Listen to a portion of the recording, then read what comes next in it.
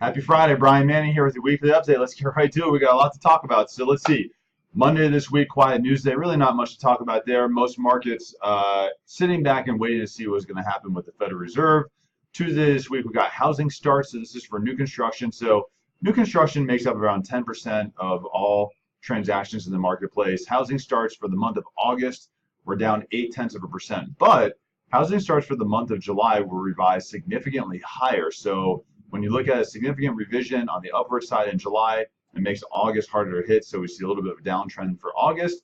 Also for the month of August, new permits were up 6%, so still looks like a lot of strength in the housing market. Then let's get to the Federal Reserve, probably the biggest topic of this week. So Federal Reserve finally announced the initiation and reduction of their balance sheet. We've talked about this. We've been talking about this for probably almost a year now.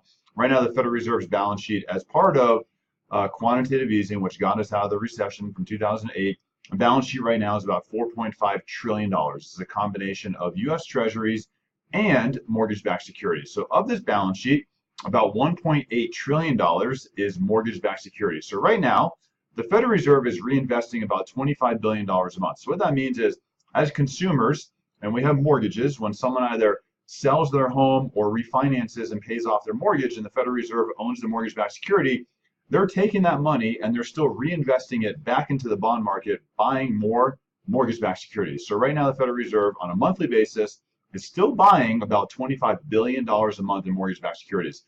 The Federal Reserve was never intended to have a balance sheet like this, so now they have to figure out how to unwind it. So what they're doing is, starting in October, and this is kind of the date we've been waiting for, finally initiation October, they're going to reduce their buying by $4 billion. So instead of buying $25 billion a month in mortgage-backed securities, they're going to buy $21 billion a month.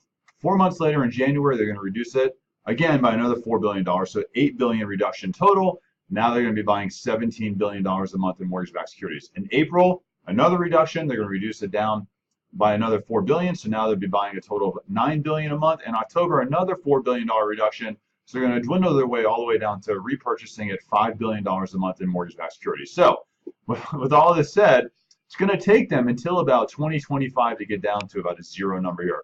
Probably unrealistic, excuse me. One of the reasons why is that on average, the U.S. economy, the longest it's ever gone without going into a recession is 10 years. Right now, we are 9 years out of a recession. It would be unlikely that we would go all the way from now until 2025 and not slip back into another recession. Federal Reserve has to do something. They need to have some monetary tools to be able to combat a recession when it happens, but probably unrealistic that this entire program is going to come to fruition.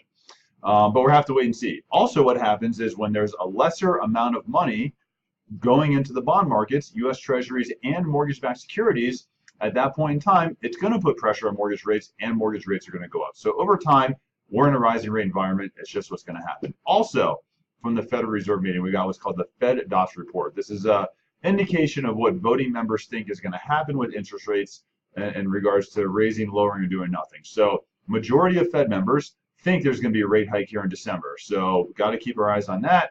And the majority of Fed voting members think there's going to be 3 rate hikes next year. So between Federal Reserve rate hikes and a reduction in the bond buying program, just mortgage rates are going to go up. But then you have rhetoric like today, moves markets a little bit. Between Trump and North Korea, no one likes to see this whole barrage of insults going back and forth. It makes people nervous. It makes investors nervous. You see a little bit of a sell-off in the stock market, a little bit of money moving into bonds.